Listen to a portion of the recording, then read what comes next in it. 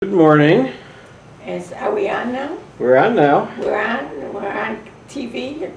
Here, This is for posterity. you could be on TV, you could be on mobile, you could be on the computer. Who knows what we're going to be watching And in in the the future? future, what will my great grandchildren watch this on? Who knows? Who knows? On Who knows? outer space, maybe. Well, hello, Mom. Hello, darling. Where are we? We're in Coronado. I'm looking at the wonderful Pacific Ocean, and I love it here. Dad and I came here starting in 1986, and this is 2011. So that's a long time, and this is a far cry from where I grew up on the west side of Chicago.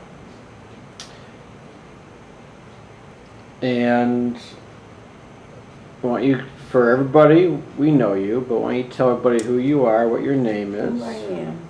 My name is Renee Dushman. My maiden name was Dobkin. And where Dobkin come from? My grandfather, Jacob Dobkin, came to America from Russia. About 2 or 3 years before the World's Fair in 1893. I think that's when the World's Fair was in Chicago. It was called the White City, the Columbian Exposition. And his wife Anna came 3 years later with 2 children. My father was one of 8 children. And so the oldest, Bill, and the second, Eddie, came with their mother to America, to Chicago, to her husband, who was a blacksmith. And he came from Minks. No, he came from Pinks, and she came from Minks. And I always thought that was really funny, Pinks and Minks in Russia. And he was a blacksmith, and my father remembers, my father was born in 1895. No, 1898.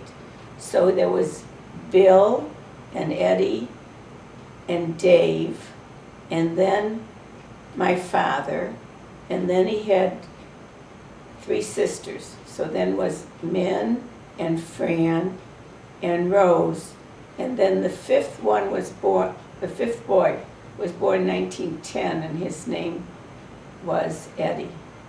No, his name was, what was his name? It'll come back to me. I forgot. And what was your father's name? He was the black sheep of the family. Oh, yeah? Yes. He was really a ne'er-do-well.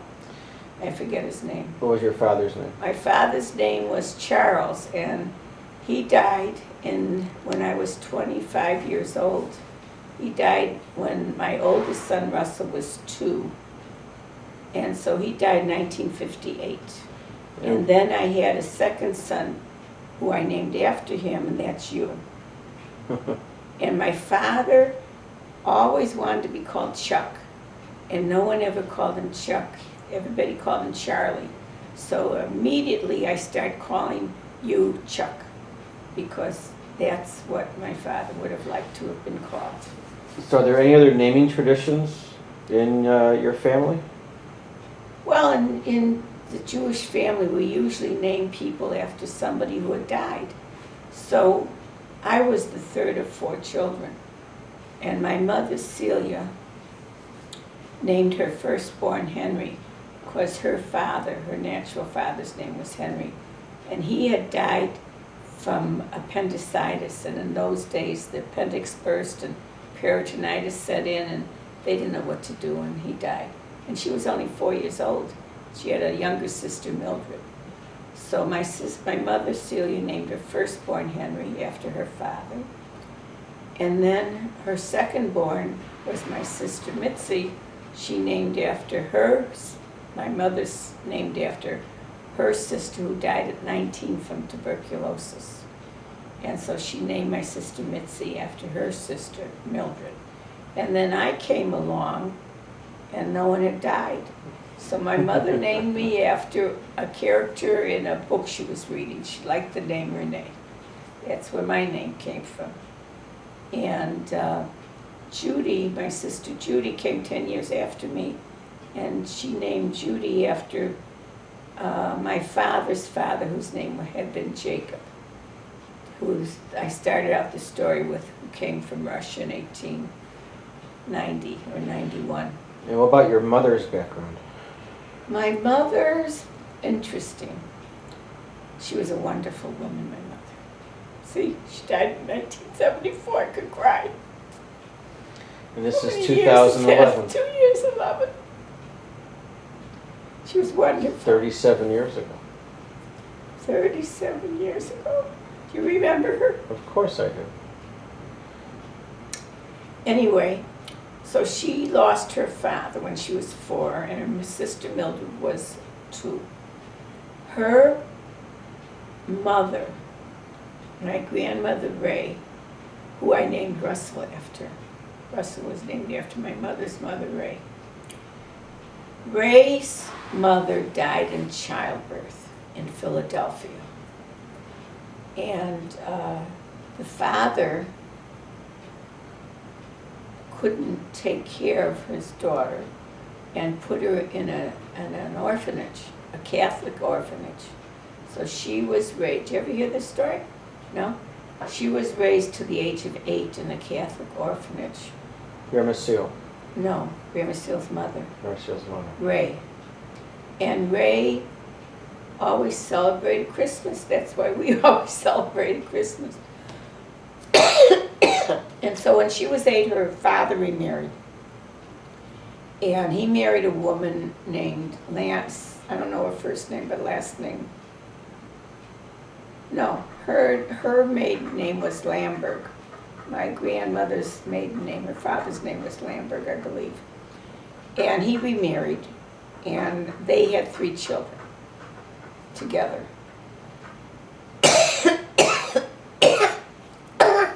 I don't think the stepmother and my grandmother Ray got along too well, and the story I got is they married her off real early at 17, and they married her to Henry Reuben, who was a podiatrist, and he had just come over from Austria. And she was born in 1884, I believe, my grandmother Ray. And then she had my mother when she was 19, and she had Mildred when she was 21, and her husband died, and she was left with a 4-year-old and a 2-year-old. Her stepmother said, "You could come and live with me, but I won't take the girls. I have no room, and I can't take them. I got 3 kids of my own." So my grandmother had to board out my mother, Celia, and her sister Mildred at some woman's house. And she went to work at the Fair store. It was a department store on State Street. And she worked in the candy department on the 1st floor. And I don't know, a couple years later, and she would visit her girls every Sunday, because she works 6 days a week, and on Sunday she would take the streetcar and go visit her girls. And my Aunt Dorothy told me a story that my mother was very sick when she was 6 years old, and she was... Okay, Aunt Dorothy told you a story? Yeah, and the story she told me was that after a couple years of working in the candy department, some man came in, bought candy at lunchtime, and he came in the next day, and he came in the next day, and he came in every day on his lunch hour to buy candy from my grandma Ray. And eventually he asked her out, and they went out for quite a while, but she would never see him on Sunday. And he kept asking why, but she wouldn't tell him. She says, "Someday I'll tell you." And at the point where she got really interested and thought maybe this was serious, she says, "Okay, I'm going to go out with you on Sunday, and I want you to see why I would never go out with you on Sunday." So they took the streetcar to go see her girls, my mother Celia and her sister Mildred, and they got married. His name was Castle Cecil Davis. They called him Casey. And so Casey and my grandma Ray got married, and my mother and Mildred went to live with them. And after a couple years, My mother was 8 when Casey and Ray got married. And they didn't have a baby till another 7 years because my Aunt Dorothy was born. She was 15 years younger than my mother. And then came Leonard 3 years later. So Casey and Ray had 2 children, Dorothy and Leonard. And then by that time, my mother was already 18 when Leonard was born. No, I guess Leonard was born 7 years later, because Dorothy and Leonard are about 7 years apart. Dorothy is now 90, and Leonard's 81. So they're 9 years apart. Okay. Yeah, they're 9 years apart. So, okay, my grandfather Casey had an electric store, and it was the middle of the Depression. And they had a lovely big apartment, my Aunt Dorothy said, and during the Depression things got bad, and they had to move in behind the store. And she didn't like that. And my father, Charlie, who worked for his brother Dave, who had a big electrical supply store, wholesale, would call. His job was an outside salesman for his brother, so he called on my grandfather in the store, and my mother answered, and he liked her voice. So he stopped by the store, and they start going out. And my mother and father got married in 1929. Charles Dobkin married Celia Davis. And they had a baby within the first year, and they named him Henry. And Henry and my mother's youngest brother, Leonard, were only 3 years apart. So they were always very close throughout their lifetime, Leonard and my brother Henry. And Henry was born in 1930, May 8th. And my sister Mitzi, who was named after my mother's sister Mildred, who died at 19 of TB. And my grandmother Ray became a Christian Scientist when when her daughter Mildred was dying, because she didn't believe in God anymore, I guess. I don't know. But anyway, she became a Christian Scientist.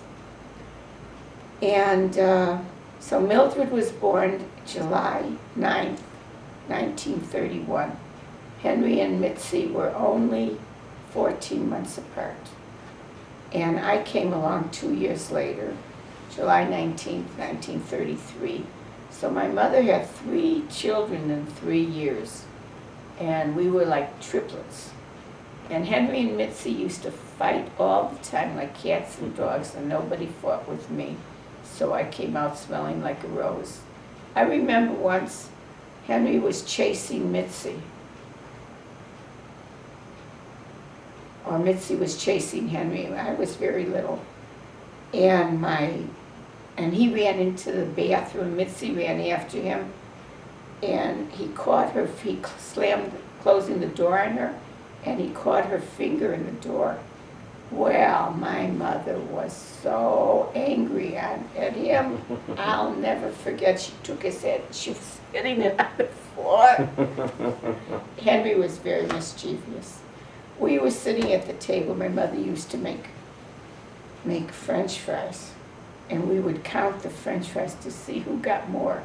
And then breakfast she made cocoa wheats, which was like cream of wheats, only chocolate, and we liked the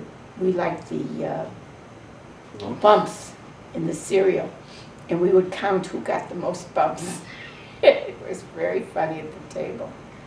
And Henry would go, he was always taunting Mitzi. He would go like this in front of her face. And she'd say, "Mom, tell him to leave me alone." And he'd say, "Mom, I'm not touching her. Mom, I'm not touching her." He'd do things like that. But he was a lot of fun. Henry could remember any joke. He'd rattle them off like this, 1, 2, 3, always remembered jokes. And he was always the life of the party. He walked into a room and the room lit up. And he loved women. He grew up with three sisters. And too bad Henry died early. He had diabetes and heart problems, and he died at age 57 from that. You mentioned a third sister? Judy wasn't born till I was 10. I was 10 and Mitzi was 12 and Henry was 13 when Judy was born. And we used to have Uncle Bob living with us until Judy was born. Uncle Bob's name was Bob Miller. He really wasn't an uncle. Who he was, oh, I remember the youngest brother's name. My father's youngest brother's name was George. George was the youngest brother. I just remembered it. Anyway, my father worked for his brother Dave. The oldest brother, Eddie, was a bookie. And my father told me he was a bookie because I knew he was our rich uncle. And I asked my father, what does he do? And my father said, he's a bookie. So I thought he sat there and sewed books until I was older. And then, what was I talking about? Judy. Oh, Judy. Oh, we had Uncle Bob living with us. So my father worked for Dave. He was the second oldest brother. And Dave had an electrical supply store. Dave was married to a woman named Rose, whose maiden name was Miller. Her brother was Bob. Bob lived with us.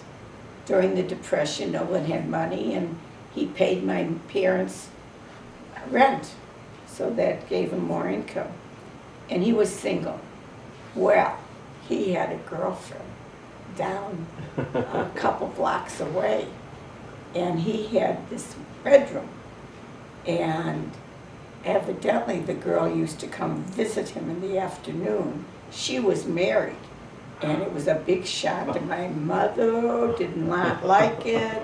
She came and visited him. They stayed in the bedroom, and once Mitzi opened the door, they were in bed together. And they said, get out! Okay, so Judy was born, and that was the end of Uncle Bob. He had to leave because we needed the space. So he left, and evidently Jesse got a divorce, and Bob and Jesse got married later on. And Mitzi and I shared that room that Bob used to have. Because Henry used to sleep in the music room, and Mitzi and I slept in a bed together in one bedroom, and Uncle Bob had a bedroom, and then my mother and father had a bedroom, and Judy was in a baby bed till she was 5. Well, Bob left, and Henry got Mitzi and my bedroom, and Mitzi and I moved to Bob's bedroom, and we shared a bed till I was 15. When we moved to the boulevard, we moved up in the world. My Uncle Eddie gave my father some money. He had made a lot of money on futures, on wheat futures or something, on the Board of Trade where Russell eventually wound up working. And I remember the amount, $60,000. And with that $60,000 that my Uncle Eddie gave my father, he bought 3 buildings, put a down payment on 3 different buildings. And we moved into one of them. It was 815 South Independence Boulevard. And then my mother said, Mitzi is now 17. She needs a bedroom of her own. So Mitzi got a bedroom, and I had to share a bedroom with my 5-year-old sister Judy, and I was 15. And I didn't like that too much. But that's the way it was. You listened to your parents in those days. And then my brother went off to the Army. He was 18, and he had quit high school in his junior year, I think. He and my father had a big fight, and he went and lived with my Grandma Ray for a whole year and worked at Stop and Shop. And then eventually he came back home, and then he joined the Army. And he hadn't finished high school. He got his GED. It was really too bad because Henry was so smart. But he always got into trouble in school. He didn't like school. They didn't challenge him enough. Today they would have put him in a gifted program. They would have bent over backwards because he was really smart. But he would join the Army. So Mitzi had her own bedroom. Judy and I shared a bedroom. My mother and father had a bedroom. And we lived in this apartment on the boulevard with a balcony. And my father wouldn't let me go sit in the balcony. He was afraid the balcony would cave in. We had to climb out the window to sit on the balcony anyway. And there was a kitchen, but there was no room for a table. So we ate in the dining room. And there was one great big closet. We called it my mother's Fibber McGee closet. Every once in a while she'd clean it out. And we ate on half the dining room table because all the stuff was on the dining room table. Eventually she put it back in.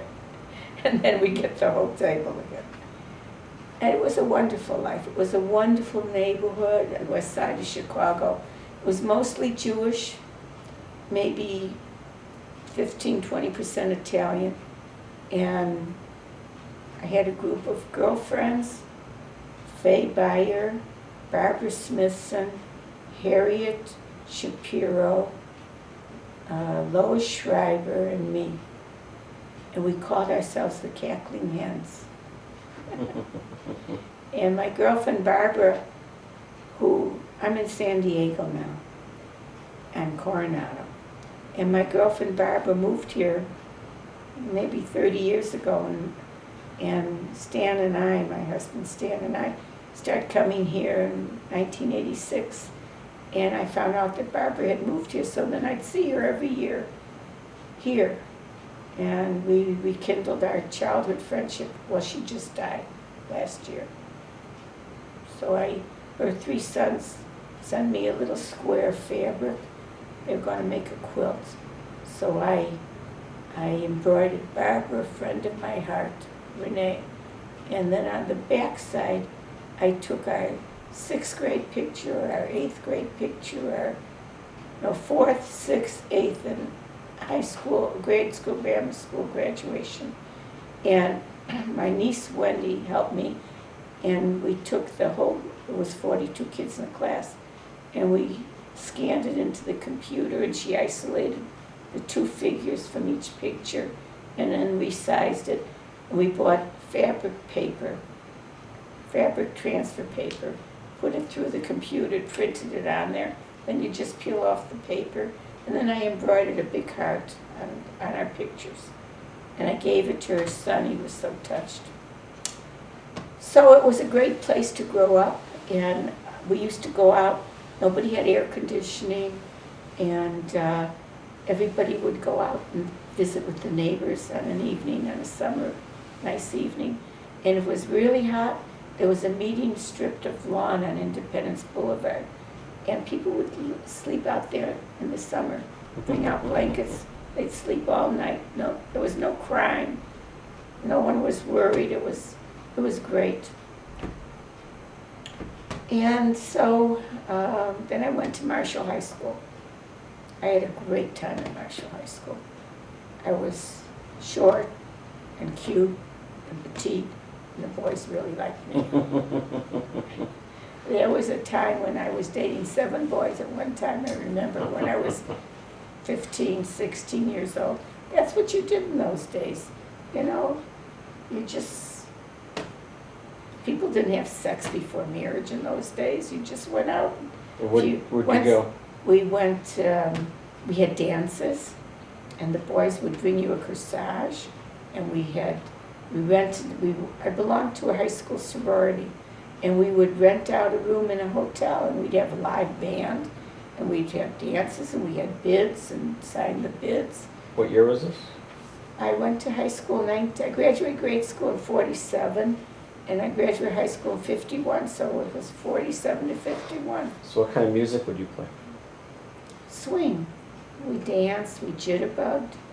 We had a great time. Great time. We had dances, we went to movies. You didn't go out to dinner. Maybe you went out for a hamburger. What were the big movies back then? Casablanca. It was during the Second World War. The Second World War started for America in 1941. And I was, oh, the war was over when I was in high school. When I was in grade school, in 41, I was 8 years old, and the war was over in 46 with Japan. 45 or 40, no, 45, I guess. And so I was 12 when the war was over. I remember we used to open up cans and cut off both ends of the can and then flatten it with our foot, and there would be can drives for the war effort. And then we had ration books. They rationed eggs, they rationed meat, they rationed shoes. You'd get a little stamp, and then you could buy so many eggs or so many shoes. They had paper drives. We used to save our paper and tie it up with rope and with a little red rag, and we brought it to the schoolyard. The school was right behind our building, across the alley. And they had bond drives to save money for the war effort. I mean, it was a big community effort. And when I graduated in 47, the war was over. Times were booming. And, but nobody had any money. And some of my dates would be to the museum. My first date was when I was 10 years old. 10? 10. I went with Pat Aiello, who was in my class, and Barbara went with Mervyn Salk, who later became Buddy Salk, who went into advertising, made a lot of money. Anyway, we took the train to the Aragon Ballroom, the L, went overhead. We took it to the Aragon Ballroom on Lawrence Avenue, and we danced. We were 10 years old. And then I remember my first date in high school was with Harriet Carm's brother, Paul. Harriet Carm was in my division in high school, and her brother Paul asked me out. And we took a bus to the train, to a bus, all the way to the south side to the Museum of Science and Industry. That was a great date. I loved that. And museums were free in those days. So we'd go to museums, we'd go to the Art Institute, we'd go to the Field Museum. That was a date, if it was during the day. And if it was at night, it was either a dance or a movie, and maybe we'd go out for a hamburger or ribs afterwards.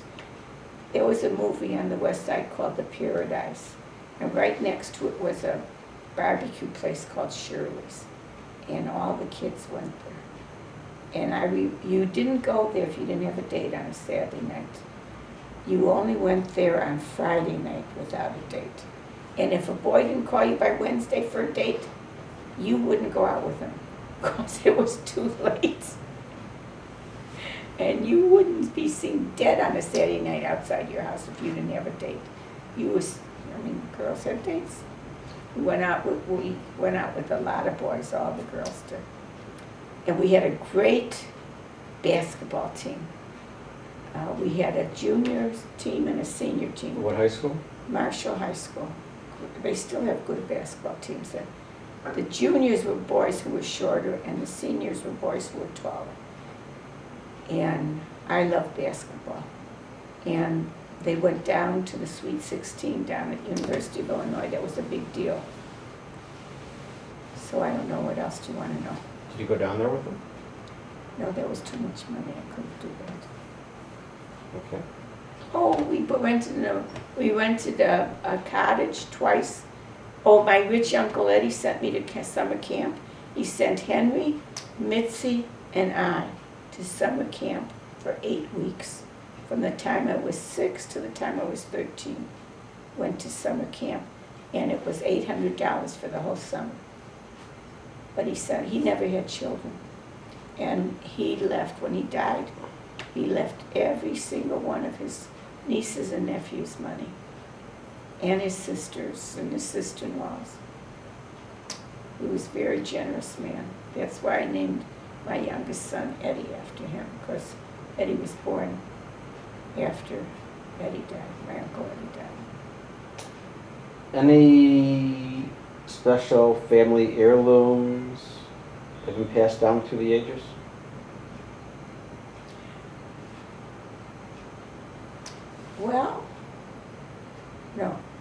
We had no money.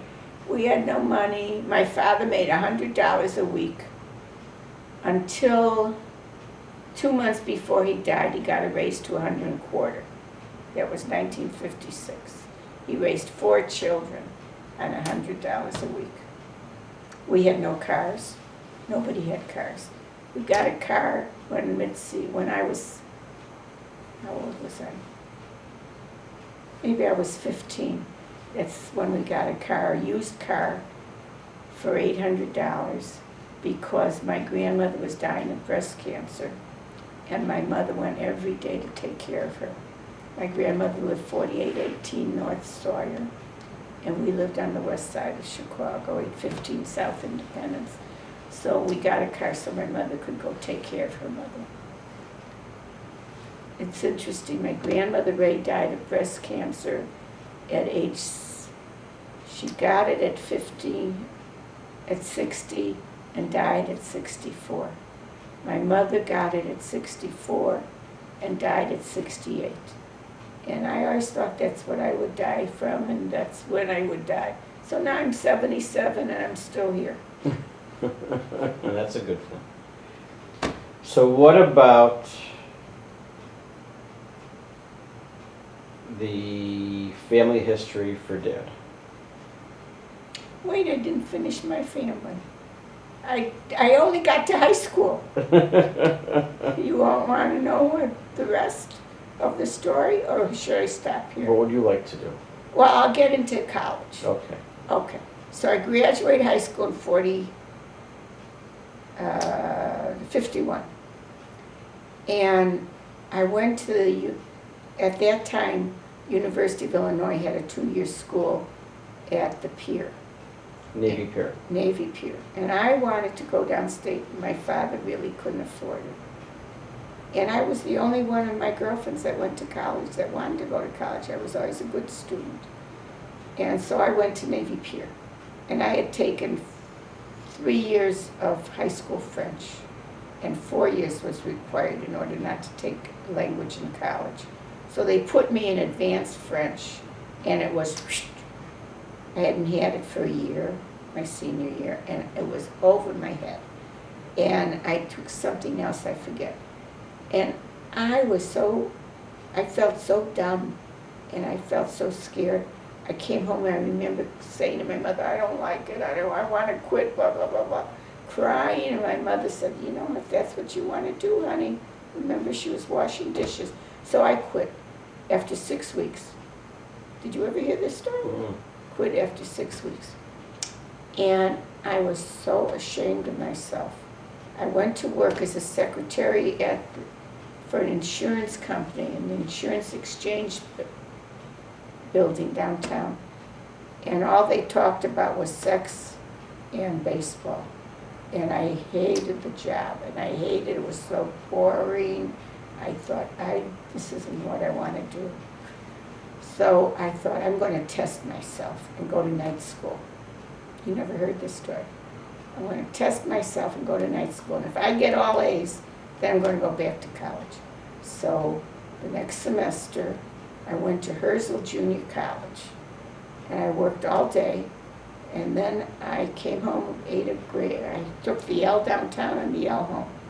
And then I came home, ate a fast dinner, and I walked all the way to Herzl Junior College to save bus fare. I lived 800 South, and this was about 1300 South. It was right where Independence Boulevard turned into Douglas Boulevard. It was right here. I walked all the way there, and I took biology, and I think English. And I remember once we had to dissect a frog, and I had a pink nylon blouse on, and I took a probe into the gallbladder, and all that bile squirted up all over my pink blouse. Ugh. Anyway, I got an A, and I got an A, and I got 2 A's, and I walked home. Now this was already 10, 11 o'clock at night, and I wasn't afraid. I walked all the way home. There was no crime in those days. And so I proved to myself I could do it, and I said to my father, I really want to go back to school and I really want to go downstate. And he said to me when I started this process, he said, you save all your money, and if you save all your money and you can get all A's, he says, I will match you. So I went downstate, and that was the best thing I ever did for myself. And I didn't know anybody. In the summer, I got on a train. There was a train in those days to Champaign.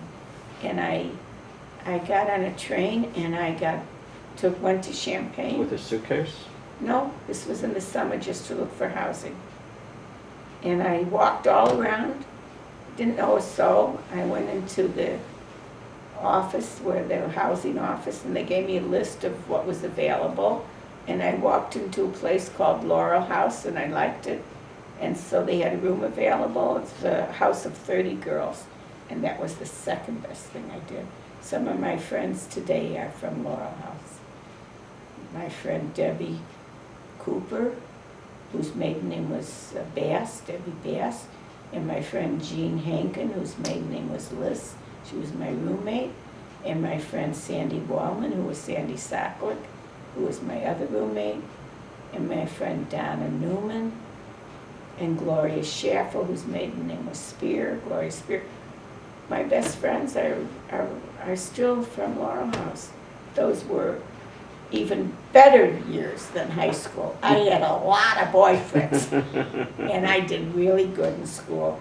I went into education, and I was so ashamed of myself that I wasn't with my class, that I went to summer school every summer because I was bound and determined to graduate when I was supposed to graduate. And so I made it in 3 years.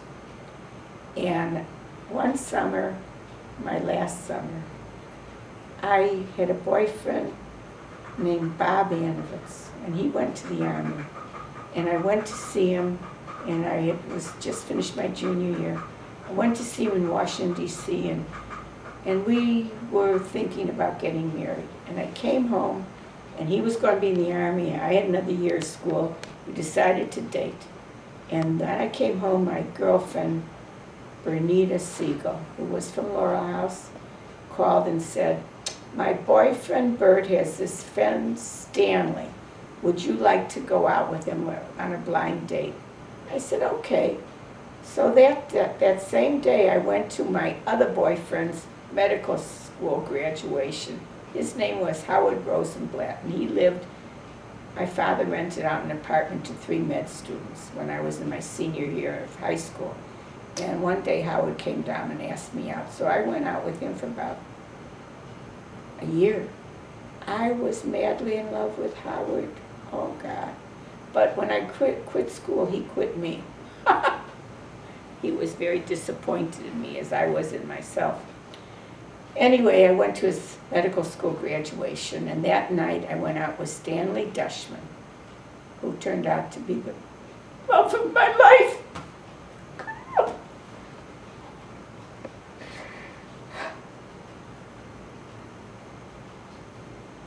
Did you do it? No. It's okay. So tell me about Stanley.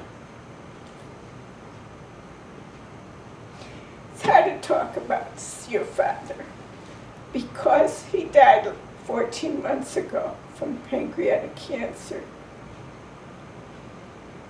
Anyway, we went out that night, and I should have known. He was an hour and a half late. He had run out of gas on the outer drive, and I was getting ready to go and get in my pajamas already. But he came. There were no cell phones or car phones in those days, and so he showed up, and we all went out that night, and he was so much fun. He was always a lot of fun. We had a good time, and he asked me out the next night, and I should have known then too. We went to this, just the two of us. We went to this restaurant that was on Peterson and Lincoln. Forget the name of it now. And we had lobster tail, and he spilled the melted butter all over the table. was always doing things like that. A little nervous, huh? No, he wasn't nervous. He just had bad eyesight, I think. And he turned into he was going to optometry school. When I met him, he had these big, thick glasses that made his eyes look like bulging. And eventually he got contact lenses, so he solved that problem. But anyway, he reminded me of my brother Henry. He was fun, he was skinny with glasses, and he made me feel special. So he reminded me of my father too, because my father always made my mother feel special. We had a good time. And then we went home and he walked me up to the second floor at 815 Independence. And he tried to kiss me. You don't kiss a boy the first date or the second date. You have to wait to the third date. That was the rule in those days, so I wouldn't let him kiss me. And I hit my head against the wall. We used to laugh about that. The first time he made me laugh is when he called me up for a date, that first date. He had just moved into an apartment with 2 other boys. He was going to optometry school. And he was sitting on a box. He had no furniture.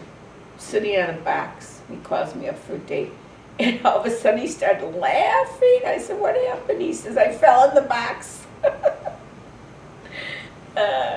He always made me laugh. So we had a good time, and then we started. That was in the summer. That was in June. I met him June 21st of 1954. And by September, we knew we were in love. We dated constantly all summer. We both were going to summer school at Roosevelt on Michigan Avenue and Congress. He had to pick up some classes for optometry school, and I was bound and determined to graduate when I was supposed to. And I remember I took a class on the psychology of marriage. And the teacher was an old geezer, and he said, you know what? Every day I tell my wife I love her. You know, I get tired of saying it, but I know she likes it, so I say it. And I remember that. And pretty much your father and I did that all our married life. In fact, the last thing I said to him was, I love you. And he said, I love you. And he died like a day and a half later.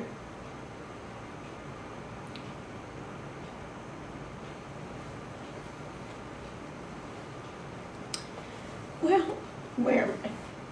So we knew by September we were going to get married, and we were going to summer school at Roosevelt, and I would come down the stairs after class, and there was Stanley Dushman sitting on a desk waiting for me, and he had a little red convertible, and we would drive to the south side for hot dogs, to Shapiro's hot dogs on the south side.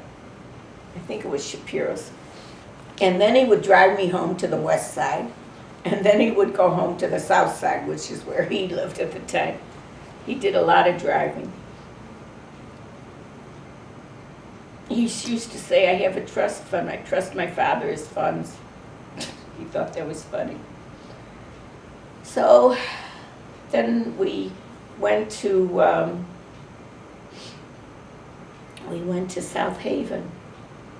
4 or 6 girls and 2 boys.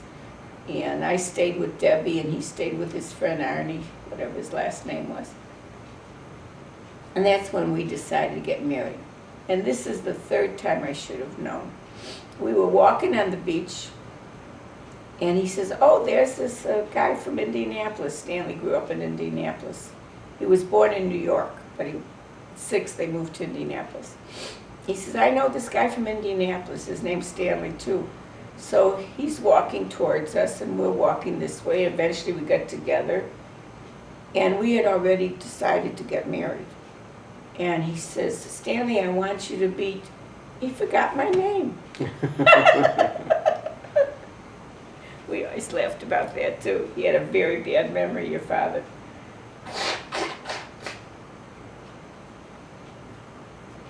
Okay, so then we got engaged in December at a dance. I had a purple, I still have, and Linda's kids used to use it for Halloween. I'm going to give it to your girls, although there's only one of them, they'll have to share. It was a purple velvet gown with a sweetheart neckline, and then it was layers of purple net. And he brought me a corsage, boys brought girls corsages. And it was Laurel House Dance in Chicago. So over Christmas vacation. And I opened the box, and there's a white orchid with a diamond ring in it, and a note that says, "A night to remember." It was very romantic. You're a romantic. You did that with Rebecca, with a fortune cookie. Okay, so we got engaged, and then we got married the next summer. Okay, now what do you want to know? You want to stop Did you here for a graduate while? college? I graduated college in June of 1955, and I got married in July of 1955. And my poor sister Mitzi had her first baby, Linda, June 1st, and she had to fit into her maid of honor dress by July 31st.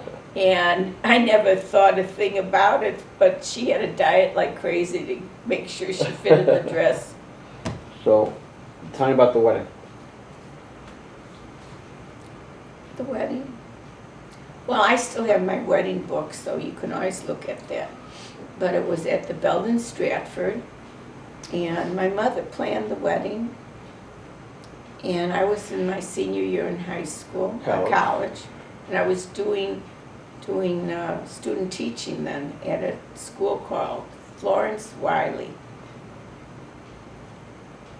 I was doing student teaching in 4th grade. And your son, Rory, who is now 20 and at Illinois and wants to go into education, was just working as a tutor there, the same school. It's so ironic.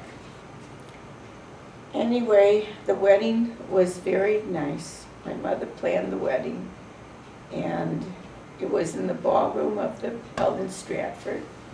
We had 125 guests, and you didn't invite, if you could only invite X number of guests, what you did was invite other people that you wanted to invite to a reception, and they would just come for the ceremony, then they'd go do whatever they did, and then they'd come back for the reception. It was very acceptable in those days. So all my friends were invited to the reception, and they're in the movies. Stanley had gotten a movie camera, an 8mm movie camera, as a gift from his boyfriends at a stag party, and it was supposed to have a zoom lens. And so we gave it to a cousin to take movies, and it actually never had a zoom lens. So when he zoomed it in, he cut off all the heads in the movies from the wedding. But Dad was like green coming down the aisle with his mother and father. He was 25 and I was 22. We were babies. We thought we were all grown up. And it was a lovely wedding. We had a band. And I remember my father got a little drunk and he was leading the band with a celery stalk. And everybody was still alive. I look at the pictures now. Very few are living. My brother Henry died in '87. My sister Mitzi just died last November. And Henry's wife, June, remarried after about 7 years to a man named Jack, which was Henry's middle name. And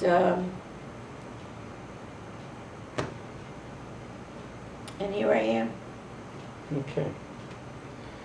We will pick up a little later talking about Dad's family tree.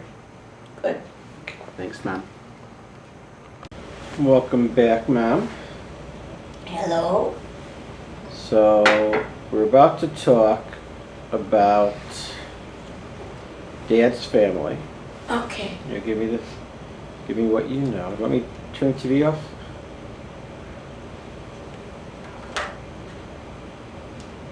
Okay, it's off. So Dad's family. Dad's family. Well, Stanley Donald Dushman was born in 1930, June 13th, 1930. He was the product of Roy Dushman and Bertha Ruby Dushman. We called her Grandma B, and we called him Grandpa Roy. And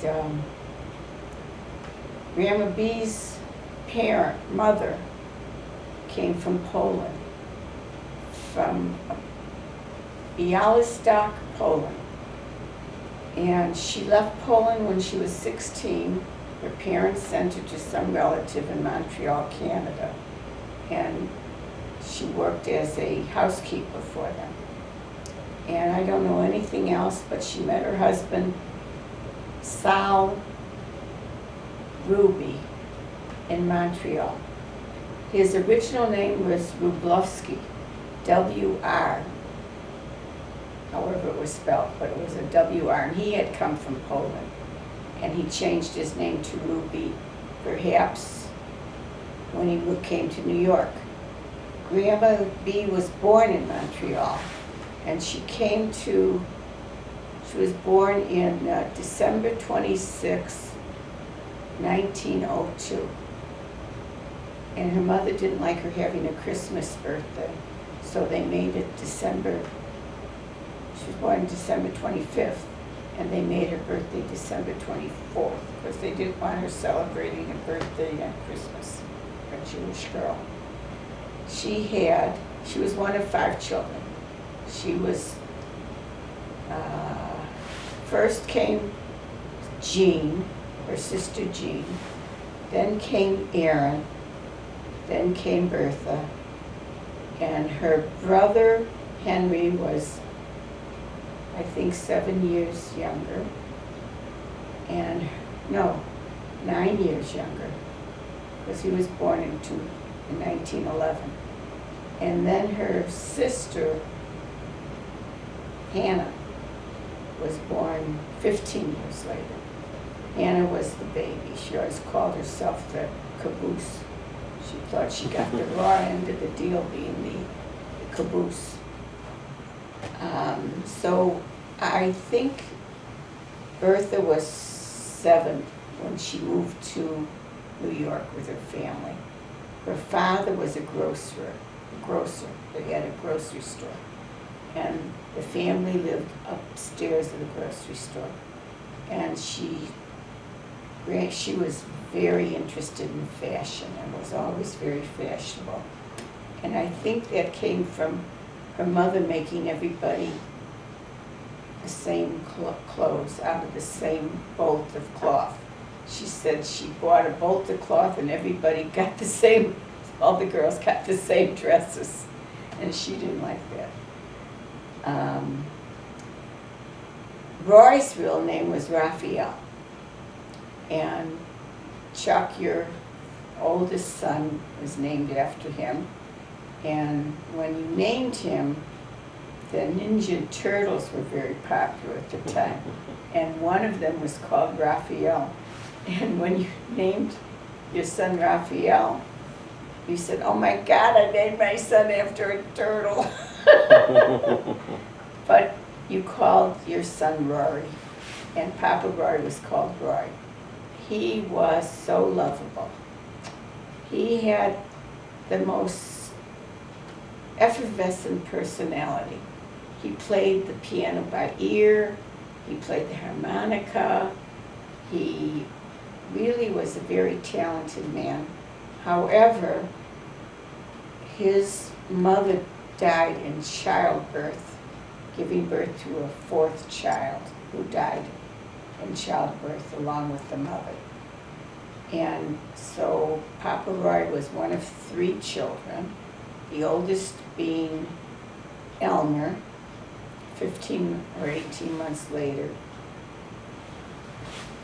I think 18 months later, came Roy, and then 3 years later they had a sister, Marion, who they called Mamie.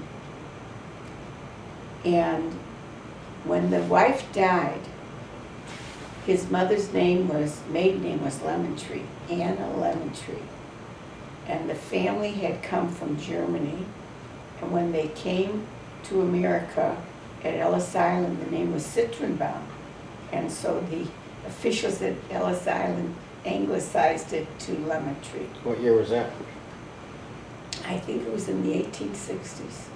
And they moved to Indianapolis for whatever reason, I don't know why. And they had a grocery store too. And they had a number of children. Let me think if I could name them all. Anna was the oldest, Anna Lemon Tree. And then there was the youngest, I think, was Esther. And there was a Sarah. I can't remember the others. And there was a boy, I can't remember the son's name. Anyway, Anna Lemon Tree married Jacob Dushman, who was a greenhorn from Austria. Family did not like him because they considered themselves Americanized, and here it was. Papa Roy was born in 1895, his brother was born in 1894, so it was the early 1890s. They were already in America for over 25 years. So here comes along this man from Austria, and he marries Anna, and they didn't like him. And when Anna died, he left town with his 3 children and went to New York. And then for sure they didn't like him, because in 10 months he had another child. He met some woman in New York, and they got married. He had a child 10 months after his wife died. And they had 2 sons. One was Ruby, and one was, I forget his name right now, but he had mental problems. And Sally, his name was Sally. And he, at the age of 17, he had to live the rest of his life in a mental institution. I don't know what his problem was. And so Elma and Roy were very close. And Roy became, when he didn't like his stepmother.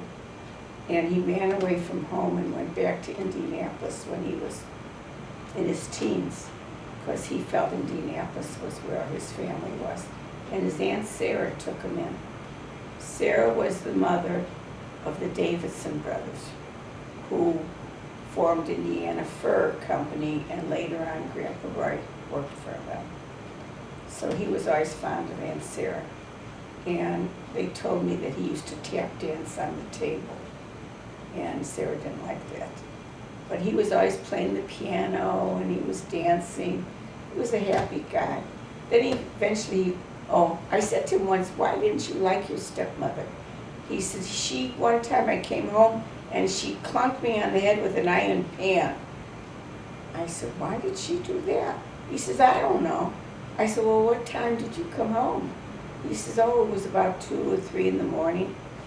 I said, what time were you supposed to come home? He says, 12. I said, that's why she clunked you in the head. And that was really just before he died. He was talking about his childhood. He remembered crawling up on his mother's skirt when he was an infant, pulling himself up on his mother's skirt, he told me. So anyway, he wound up as a singing waiter in Chicago at one time, and he told me that he saw, while he was in Chicago, he saw the Eastland boat sink. I think that was 1911. So he must have been 6, maybe it was 1919. I'm not sure when the Eastland sank, but it was a group of employees by some company, and they had hired the boat to take the employees out on an outing into the lake, and there were too many of them on one side of the boat saying goodbye to everybody, and sank. He remembers seeing that. And then he went back to New York, and he eventually wound up as a mink cutter. And he met Bertha in New York.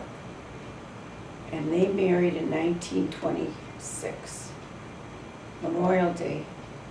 Their anniversary was May 26th, and they married in 1926. And they spent their honeymoon in Atlantic City. And when she went back to work and the employer found out she was married, they fired her. Because in those days, they didn't hire married women. Okay, we're gonna take a pause here. I gotta change tapes. Okay. Talking about Grandma B and Grandpa Roy, and they just gotten married. Is it on? So, Okay. So I'll tell you how they met. They met at a dance, and Grandma had a red dress on. And Grandpa, she was dancing with some guy, and in those days, if you wanted to dance with somebody who was dancing with somebody else, you tapped the guy on the shoulder, and then you danced with the girl, and the other guy left.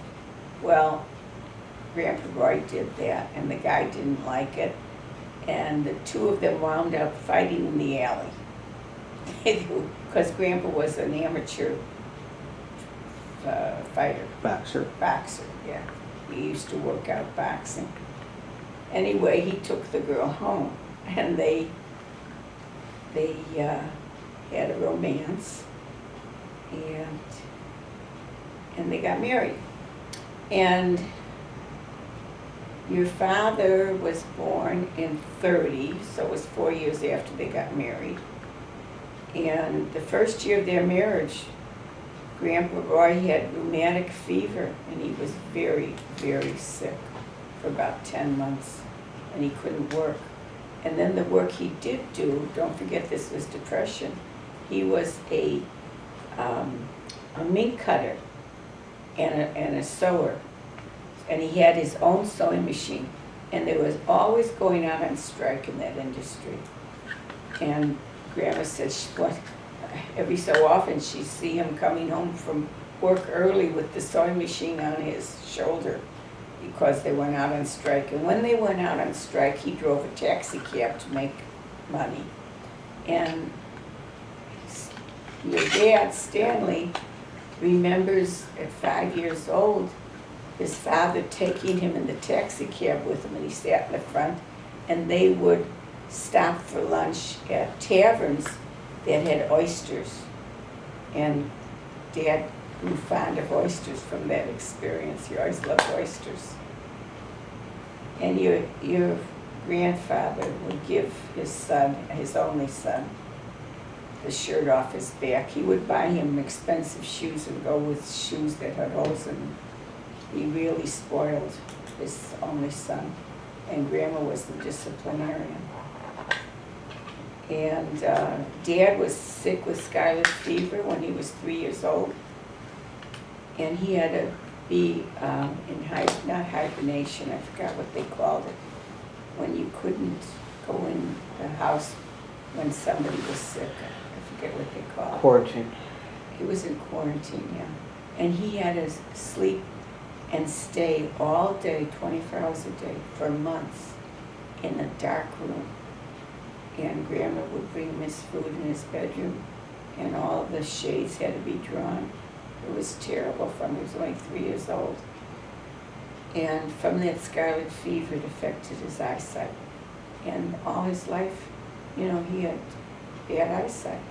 And he wound up being an optometrist probably because he wanted to help people see better. And when I met him, he had big, thick glasses that made his eyes bulge. And then contact lens, came to the fore, and he started wearing contacts. Looked much better. But to me, he was always handsome.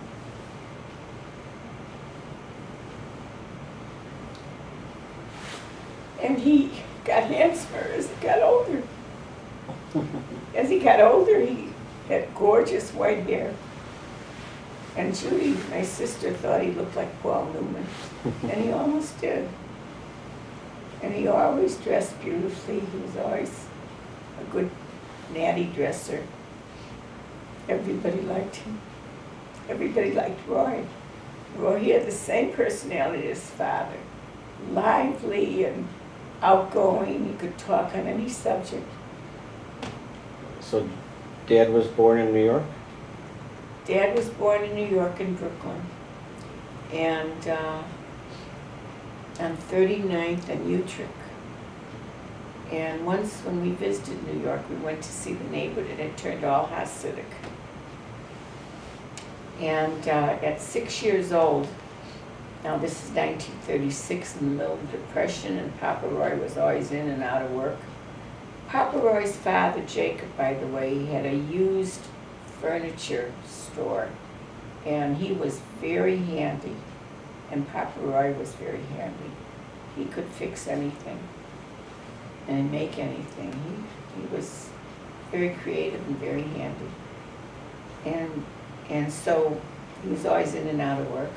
So his cousins, Sarah Lemontree's sons, had started a fur business, and they needed somebody to run the shop, the remodeling shop. So they called Roy, their cousin, and asked him, offered him a job in Indianapolis. So Bertha and Roy and Stanley moved to Indianapolis when he was 6 years old. Bertha did not like Indianapolis. She felt like a fish out of water. It was like a small hick town. Even when I went there in 1955, there was a lot of insurance companies, beautiful homes, and nothing to do. There was no restaurants, there was no culture, there was nothing. And so she was from New York, very fashionable lady, and used to a big city. So she missed her family. So she would schlep your father to New York every summer. He had to leave his friends, and he didn't like it. And he had to stay with Aunt Jean, who by that time, Jean never had children. She married somebody named Mike, and they never had children. And at 50-some-odd years old, they thought their mother was too old to run her own house, and she had her mother come live with her. Her mother's name was Leah. And Hannah, who was 15 or 13 years old, and Hannah resented it terribly. So here goes your father going to live with his grandmother, Hannah, Jean, and Mike, and there were no kids to play with. He did not like it. He never wanted to go to New York. When we got married, I'd never seen New York. I used to want to go. He would never go. Finally, my friend Jean was going with her husband, and I was 32 years old at the time. And I said, you know what? I want to see New York, and I'm going to go with Jean and Jerry. And Jean and I will stay in a hotel around the theater district while Jerry does business. After that, he started going to New York with me. And then he liked it. We took him to theater. He liked it. Anyway, getting back to Roy and Bertha. I told you about Bertha's family. And I'll tell you, out of the 5 siblings, they did nothing but fight. I couldn't understand a family that did nothing but fight. Whenever they talked on the phone, they were arguing. That's the way they were. I think that Bertha liked being away from it. And her brother Henry wound up moving to California with his wife Sheila, who also they didn't have children, I think, to get away from all that. And so Hannah, in the end, was left. They bought her 2 flats. She lived downstairs. She married a very nice man. And they had, I forget his name. Harry? Oh, Harry Fields. And they had 1 child who was a very, very nice woman. I like her a lot. Her name's Maura Sue. And Aaron married a woman named Ann. They had 3 daughters. And Grandpa Roy's, Elmer was gay. He lived in Toledo, Ohio, and he was an optometrist. And when I met Dad, he was all set to go live in Toledo, Ohio. And we went on a honeymoon to the Catskills and drove through Toledo, and I had to meet Elmer. I took one look at Toledo and I said, forget it. I am not moving to Toledo, Ohio. So we never moved to Toledo, Ohio. And Marion, his sister, Mamie, married Marty. She fell in love with his uniform. He was in the First World War. He never could make a living. So before Papa Roy got married, he used to send her money.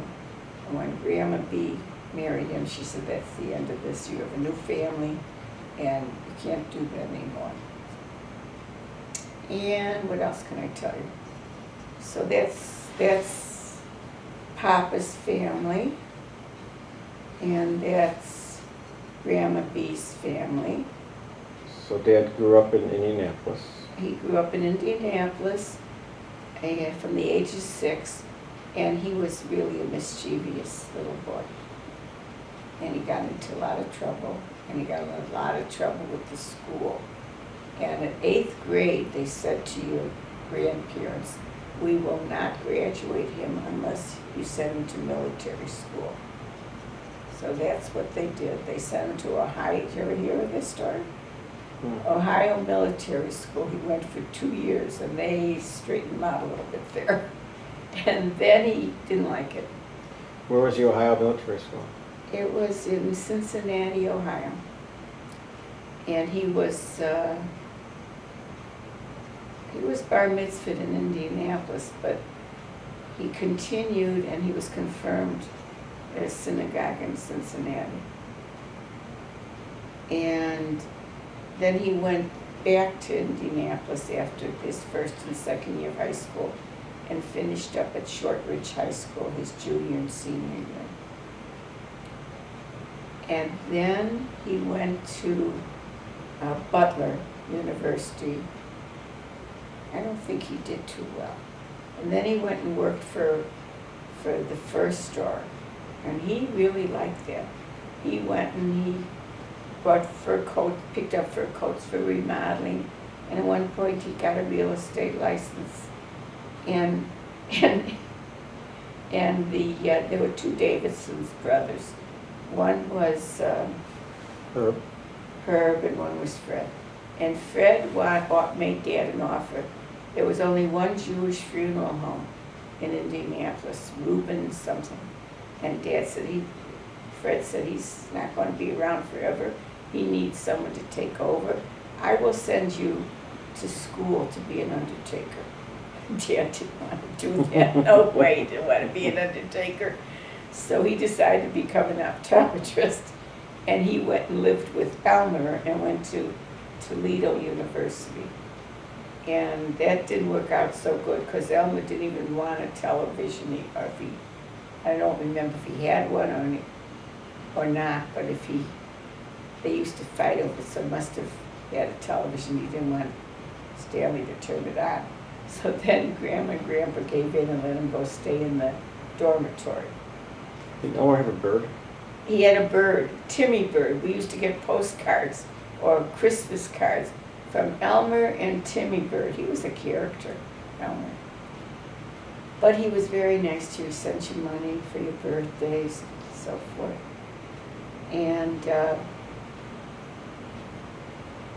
so Dad graduated from Toledo and then applied to optometry school in Chicago. And he had to make up extra classes. So the extra classes he made up were at Roosevelt University, where I was going to summer school. And that wound up I had a blind date with him, but we were both going to summer school that year. And that was the year we fell in love. I don't know what else to tell you. Did Dad have any nicknames growing up? Oh, he hated his nickname. His middle name was Donald. They used to call him Donald Duck. when he was a kid in grade school. He hated it. And then he had big, thick glasses. The kids teased him, called him Four Eyes. But one of the nice nicknames was Stash. He liked that, Stash. Who gave him that name? Some of his friends, I guess. He had a good friend named Leonard Kasef. He was a nice man. He was our best man at our wedding. And then he had another friend named Eddie. I didn't really know all of them. And Dad was very well liked. Everybody loved him. And they still do. Just like Roy. He was a chip off the old block. He was just like his father. Good to everyone. He'd walk in the room lit up. He was like Henry, my brother.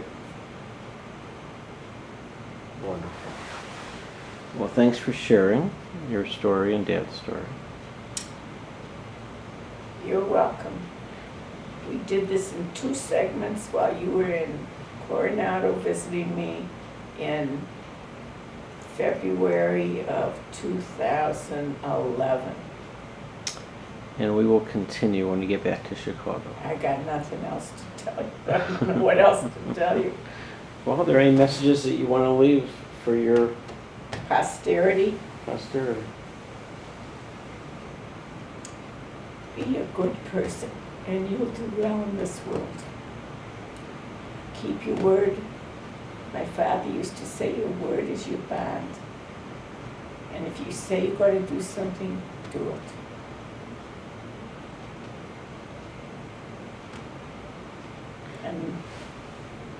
And love one another. Have a good sense of humor, gets you through a lot. And what would Dad want us to know? He loved you. He loved you so much. And Grandpa Roy would call on the phone from Indianapolis, and he'd say to you one at a time, "Hello, number 1 son, I love you. Hello, number 2 son, I love you. Hello, number 3 son, I love you." He was full of love. I remember that. Still remember that. Wonderful. You grew up in a house full of love, and you're raising your children with the same values. All 3 of my sons, our sons, are doing that. I'm very proud of all 3 of you. Well, we had great role models. We tried. You did. You did really good, Mom. Love you. Love you all. Bye-bye.